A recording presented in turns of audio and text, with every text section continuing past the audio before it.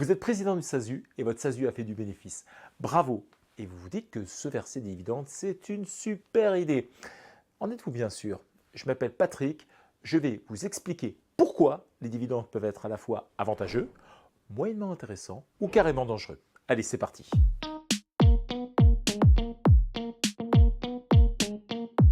Depuis 2018, les dividendes peuvent être imposés au PFU, prélèvement forfaitaire unique, à 30%, dont 12,8% d'impôts et 17,20% de prélèvements sociaux. On l'appelle également la flat tax. La flat tax, c'est un impôt moderne, comme on les aime. Votre SASU vous retient de l'argent au moment de vous donner des dividendes et c'est terminé. Votre société verse la flat tax auprès du Trésor public et vous n'aurez plus besoin de payer le moindre centime d'impôt supplémentaire. Du coup, entre le montant des charges sociales d'environ 86% sur le salaire net et le taux de la flat tax à 30%, beaucoup de dirigeants sont tentés de se rémunérer exclusivement sous forme de dividendes. Ce que je vous propose maintenant, c'est de nous poser deux questions. Première question, pourquoi faudrait-il se méfier des dividendes? Alors oui, 30% d'imposition, cela fait moins que 86% de charges sociales.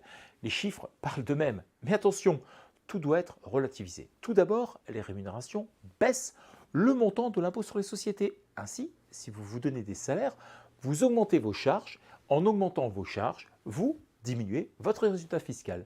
En diminuant votre résultat fiscal, vous payez moins d'impôt sur les sociétés. Ainsi, vous pouvez économiser jusqu'à 25%. Par conséquent, les 86% de charges sociales se transforment en 64% après économie d'IS. Oui, cela fait toujours plus que 30% de la flat tax, mais attendez, les dividendes peuvent cacher un problème, la fameuse taxe PUMA. Il s'agit d'une cotisation subsidiaire de maladie de 6,5%. Si les revenus d'activité annuels du foyer fiscal du dirigeant sont inférieurs à 20% du plafond annuel de la sécurité sociale, ce qui fait à peu près 8 228 € en 2022, et que les revenus du capital sont supérieurs à 50% du PAS, soit 20 568 €, eh bien en bref, c'est une amende qui guette toutes les personnes ne faisant pas attention à leur niveau de cotisation sociale. Pour faire simple, donnons un exemple. Un foyer fiscal perçoit moins de 8 288 € de revenus redevables de charges sociales par année civile.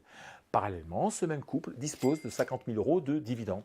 Dans ce cas, comme les revenus sont inférieurs à 20% du PAS, ce couple sera frappé par la taxe PUMA sur la totalité des revenus, y compris les 50 000 € de dividendes. Enfin, et c'est très important, les dividendes ne vous offrent aucune sécurité sociale, pas d'indemnité journalière, pas de prévoyance, pas de retraite. Autrement dit, vous ne bénéficiez aucunement de rémunération potentielle et différée avec les dividendes.